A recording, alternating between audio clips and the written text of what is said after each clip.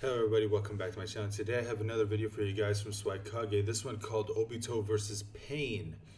This one should be very interesting. I've always wondered between the two who would actually win. Just to give you like a quick thought as to who I think would win.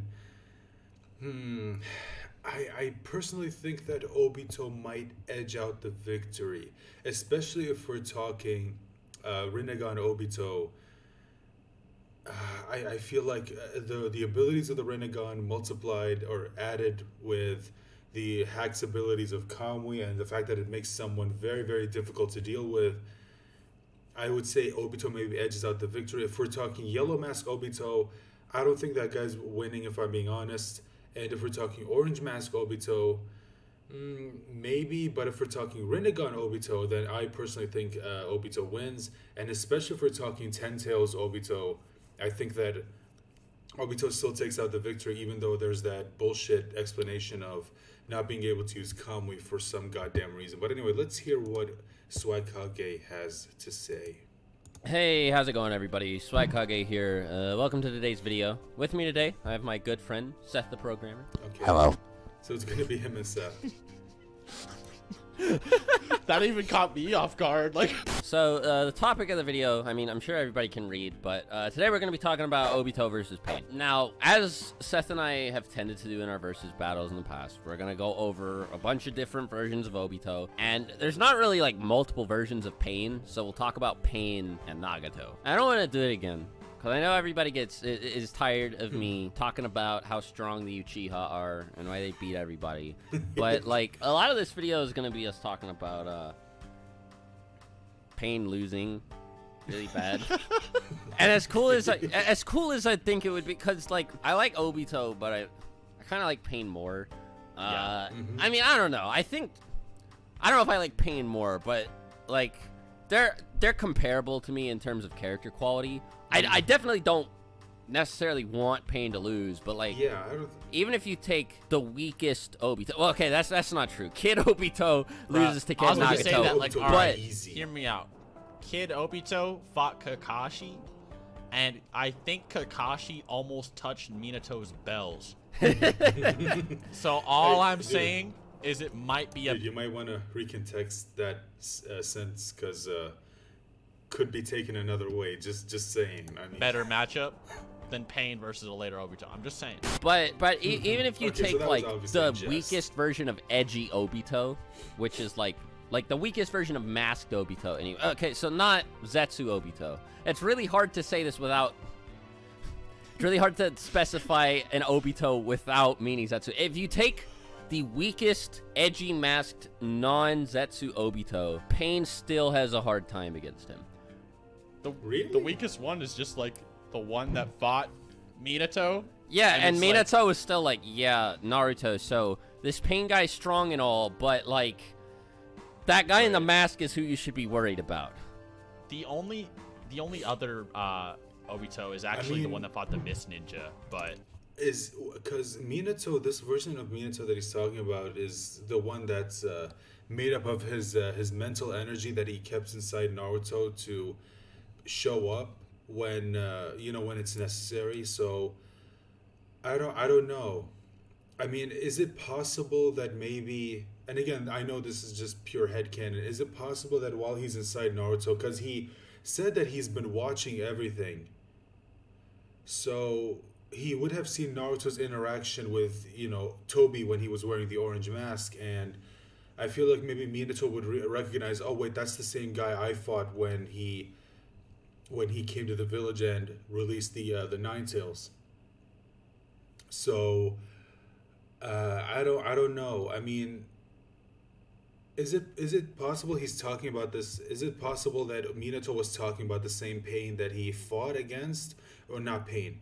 Because he knew about Pain, and Pain wasn't around back then, so obviously he was paying attention to what was going on.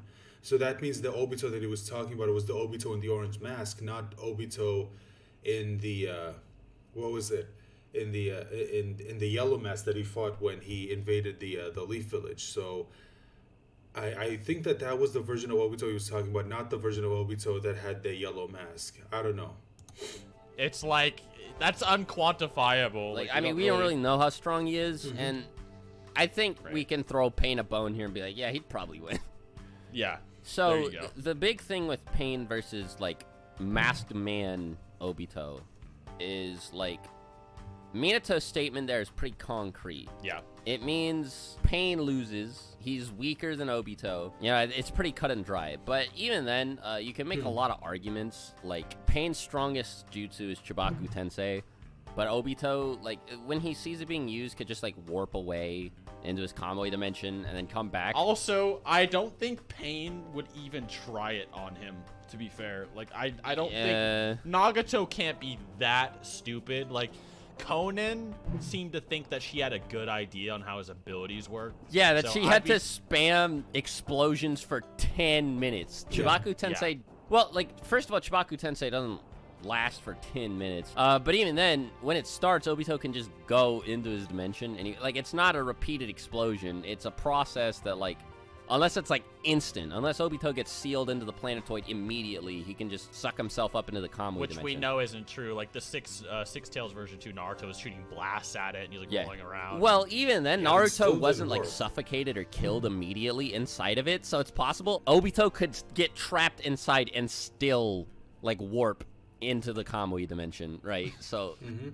it'd be funny, like, what happens if he just turns intangible while it's happening? Like, does it stop, like, yeah, does it stop sucking him up? Like, that's like, really weird. Yeah, that's like a top Kishimoto question right there. Well, gravity doesn't stop working on him because he can still walk and stuff. I don't know, it's weird. But, yeah, it is a well, bit the other weird. thing, too, is that, like, this Obito has... That's usually the problem when you have a power like intangibility, because if you're making your body intangible, then doesn't that mean that you would also walk through the floor?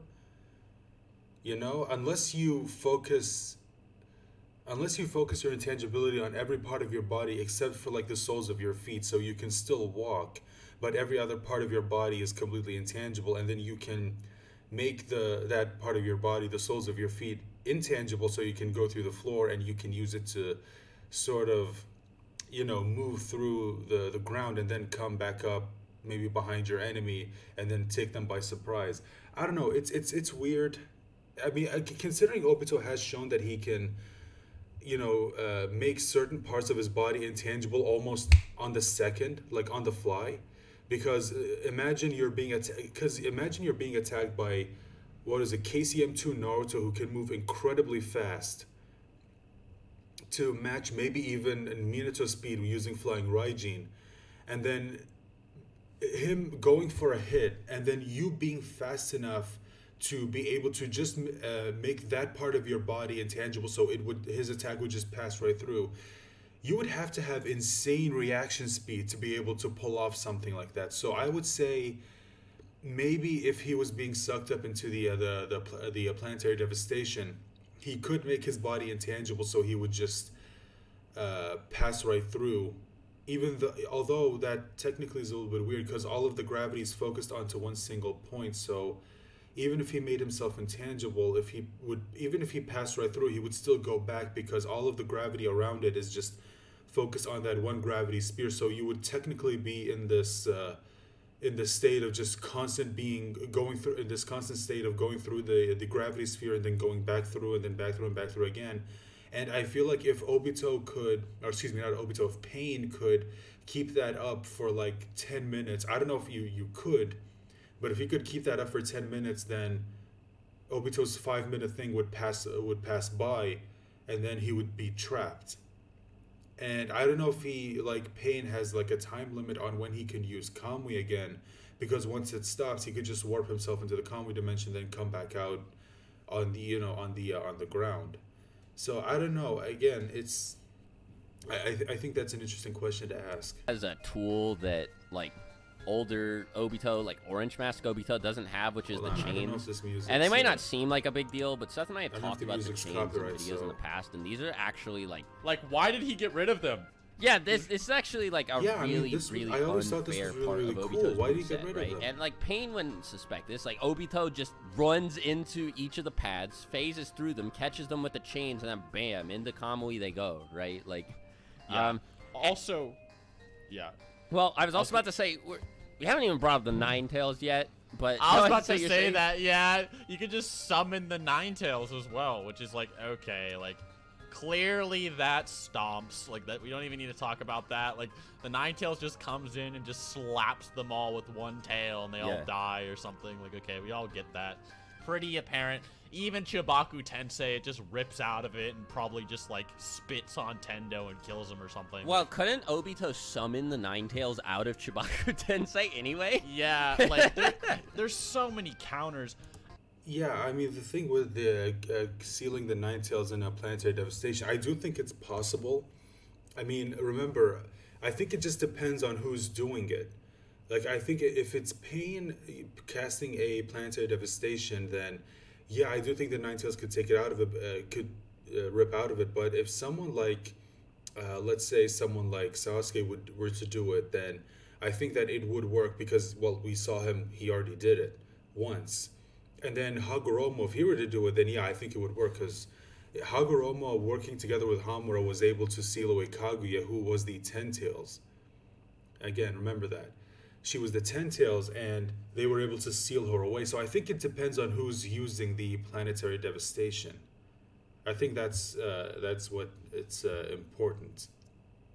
And we talked about this in my Minato versus Orochimaru video that we did together on my channel. You should check out. But another thing Obito could possibly do is just teleport the pains away. Like, you know, like you said this earlier with the chains would be really helpful.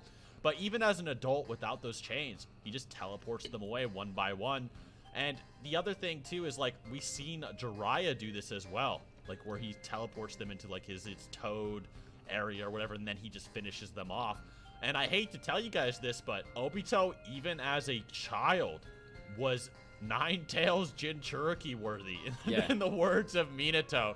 So it's like, no, like, even just Obito without his hacks, this is absolutely godly. So Minato didn't even know about Obito's whole, like, Madara meme. He was like, so let me get this straight. You passed this, like, Kage level barrier. You infiltrated the leaf without being sensed. You extracted the Ninetales from its Jinchuriki, and you put it under Genjutsu and are now effortlessly controlling it. Sounds like you must be Madara Uchiha to me, right? This guy who's been dead for, like, decades at this point. Well, I mean, him passing through the village, I mean, isn't it stated that only people who are members of the village could pass through the barrier without anyone really raising the alarm because, you know, they recognize them as members of the Leaf Village, so it's basically like someone just coming back home. Which, although in that case, it doesn't really make a lot of sense because if that's the case, wouldn't they have all of their, like their chakra signatures, like they have a database where they store all of the information as to this chakra signature belongs to this shinobi. If that's the case, wouldn't they have known it was Obito? I don't know. That just seemed a little bit weird to me. Like I feel like if that's how it works, then they should have known that, oh, hey, Obito, wait, I thought this guy died. I mean, maybe I should at the very least tell the Hokage who was his teacher that, hey, someone who has the same chakra signature as your student just entered the village. Maybe you might want to go check it out. I don't know. Just seems a little bit weird to me. And I mean, unless you're telling me that Obito had a way to bypass the barrier without being noticed, which I mean that's they might want to fix that. I don't know. Like, so for Minato to get that vibe from Obito, that's like, and obvious now Minato did like just slap Obito's cheeks inside out in that fight, but like he still thought, like, he was like, oh, you must be Madara. So I mean, like, it, I don't know, man. It just seems like that was just based on the things he did outside of the fight, too, right? Exactly. And with Obito as well, like, even as an adult or whatever, he's still able to dodge the Raikage. And here's a really crazy feat he does. Sasuke rolls up on the Kage after, like, the Raikage is done with. He's like, where's Danzo? And then Anoki's like, boy, you know, and, like, creates the particle style. And Obito is able to teleport Sasuke out of the particle style before it fully activates and get out of the way before any Kage realizes what happened. So I think we're sort of ready to move on from Chain's Ninetales Obito because, like, which probably stomps more than the adult version. Yeah. I was gonna say, so like we've already established with Ninetales, with Chains, with Kamui, based on the comments from Minato, he stomps the pains, and even though he loses the Chains and the Ninetales, he gets like so much more powerful between then and when we see him in Shippuden. And then there's also the fact that he always has an extra Sharingan on him to use Izanagi. Like, even if somehow Pain catches Obito lacking, Chibaku Tensei he could Izanagi, any amount of lethal damage he could Izanagi. The only problem I don't know if anyone else feels about this, sorry, but I just something that I kind of want to discuss for a bit. It does kind of suck that we never saw more of Conan, that she was kind of just there and then she just gets killed off. I don't know. I do just wish we could have seen more of her. Maybe her interacting with other characters and seeing her be involved in more fights. It's just, and based on how she performed against Obito, the fact that she was able to push him to the point of having to use Izanagi, that should tell you that she's actually really, really smart when it comes to fighting, and she's no slouch. I mean, I don't know. It's just, it feels like such a big missed opportunity. I see for Obito is just the sheer amount of pressure he's going to have. So, like, all the pains might bum rush him, and then, like, you'll have all the summonings go, you know, squawking in, you know, and he's probably not Well, he could just Naruto. Genjutsu the summons. And this is what I was going to say, yeah. Obito's Genjutsu is strong enough to override the full Ninetales. The full thing. Twice what Naruto has. The full thing. And a perfect Jinchuriki, too. With the base Sharingan. Yeah. Now imagine if he uses a Mangekyo, and this is stated in the novel, but in the novel it's stated that Shisui... I think I talked about this in one of the previous videos. It always seemed weird to me because if you look at the battle between let's see, what is it? Between Sasuke and B. Sasuke tries to put B under a Genjutsu and it doesn't work because they say B is a perfect Jinchuriki and, you know, it won't, Genjutsu doesn't work on them. But then here we have Yagura, who is a perfect Jinchuriki, and yet Genjutsu works on them. So to me, I always wondered that, you know, why is it we never see... like, okay, for example, in the final fight against Naruto and Sasuke, like, why is it he never tried to utilize Genjutsu, especially considering his eyes have been enhanced with Six Paths Chakra? Like, his Genjutsu, especially with the Rinnegan, even if he's not using the Rinnegan, his base Sharingan should already be incredibly more powerful thanks to the enhancements of, thanks to the enhancement from Six Paths Chakra. And I don't know, I mean, you could say that maybe he thought that it probably wouldn't work because last time he tried to use Genjutsu on a perfect Jinchuriki, it didn't work. So you could say that, but to me it just feels, I don't know, I mean, he just got done putting all 9 of the tailed beasts under his Genjutsu. So I don't know, it just seems a little bit weird to me. That's just, it feels like that's something that Kishimoto either forgot about or he, and by the way, this, if I remember correctly, this happened after the battle at Unraiko between Sasuke and B, and yet here he has a perfect Jinchuriki under a Genjutsu when he just a while back said that Genjutsu doesn't work against perfect Jinchuriki. So I don't know. His Mangekyo allows it to output several fold more chakra than the base one. Well, speaking of Shisui too, like the Genjutsu he used on Yagura was like, he was controlling him like a puppet. Like, it was like, I've Shisui, actually, like Kodo Matsukami level. Yeah, I've actually seen debates that Obito's base Genjutsu might be greater than Kodo Matsukami just because of that. Like, and that Itachi just had no idea how great Obito was or something. Like, yeah. And it's like, now, this is some more debatable territory, but I feel like Genjutsu will be extremely helpful against the whole getting bum rushed thing.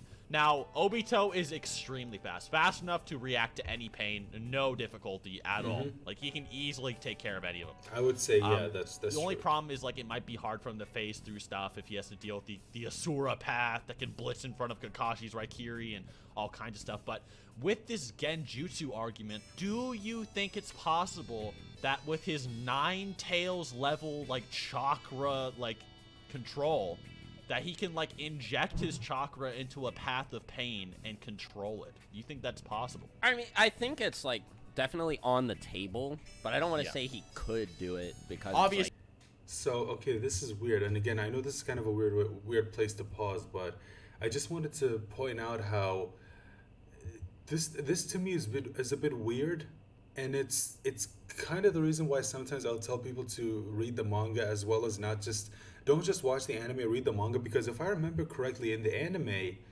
Naruto stabbed his hand with the rod.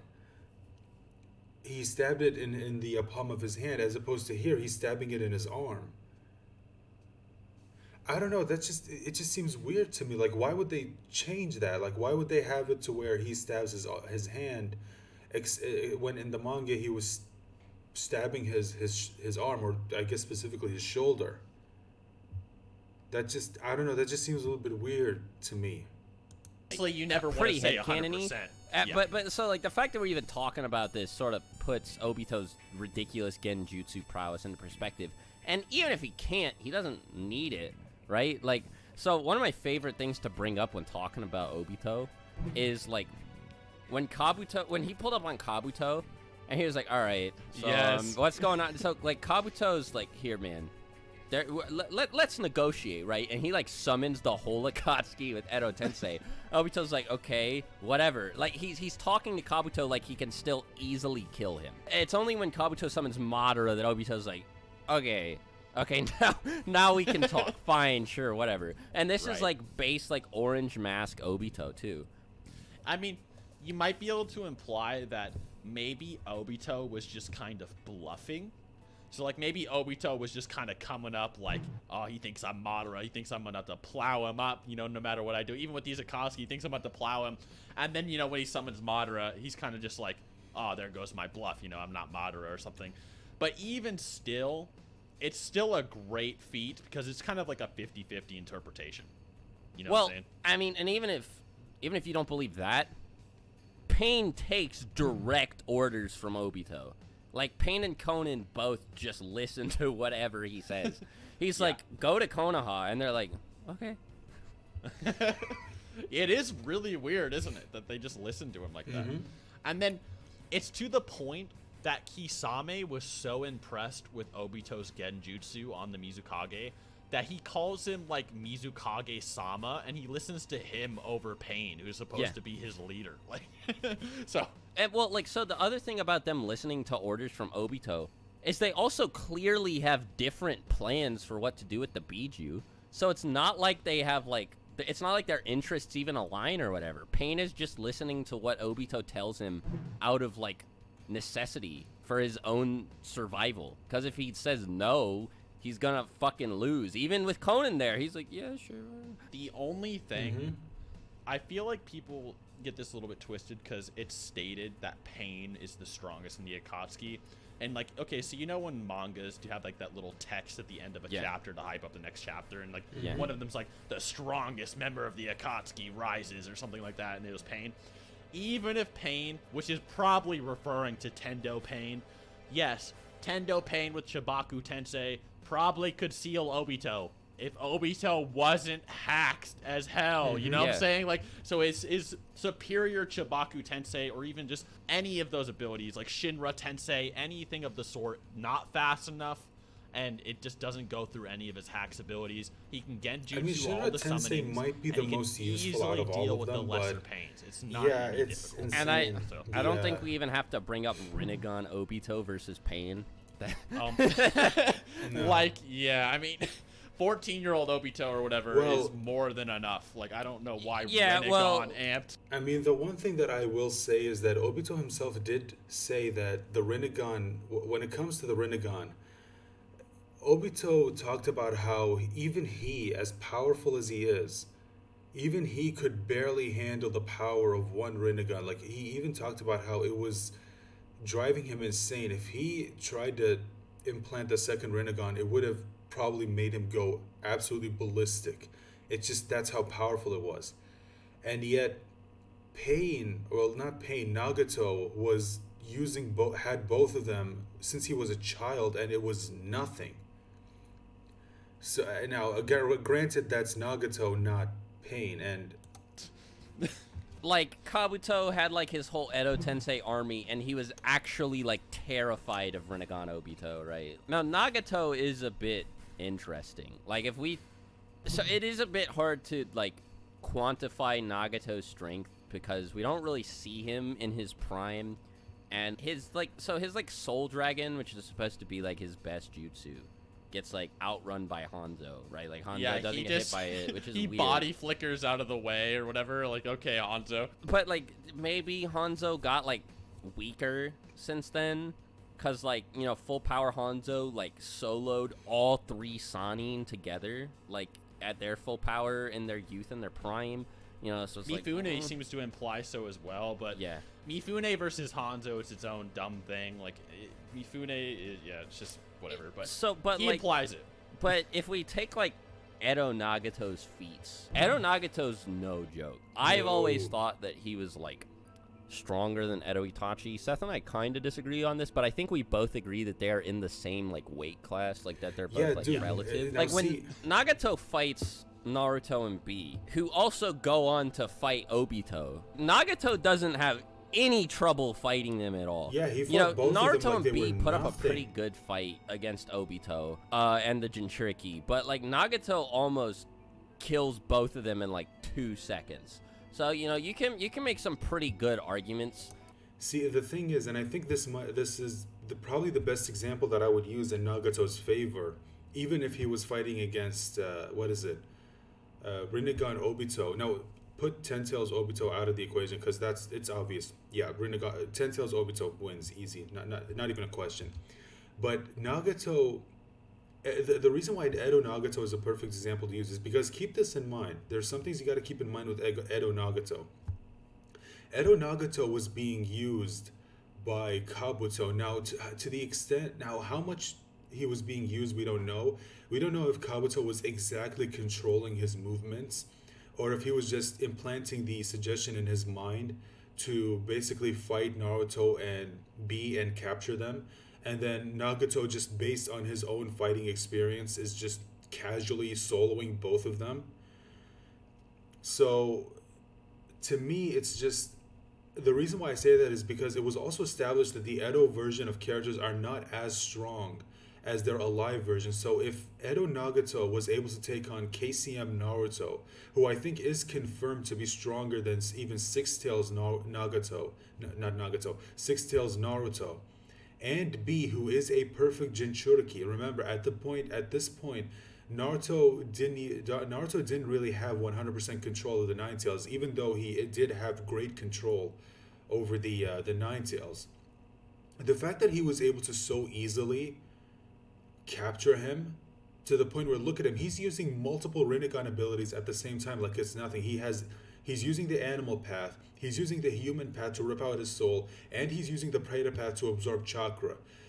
And then he used the Ashura path to keep B, again, a perfect Jinchuriki, in his place. Like, that is insane. That is insane. And it just goes to show you just how insanely powerful a Rinnegan could make someone. Which, to me, in all honesty, is one of the reasons why I'm so pissed at how Sasuke is being treated, is because it's like, you say that he's a Rinnegan master, and yet we never see him utilize any of it. And so, yeah, I would say that Edo Nagato, if he was able to do this well as an Edo version, I would say him in his prime, alive, would probably put up a much better fight against Obito, even Rinnegan Obito. Because remember, like I said, Obito could barely handle the power of one Rinnegan, and he had half of his body made up of Hashirama Senju's DNA, so that should give him an insane boost. And yet he still could only handle the power of one Rinnegan, and yet Nagato's just casually using both of them like it's nothing.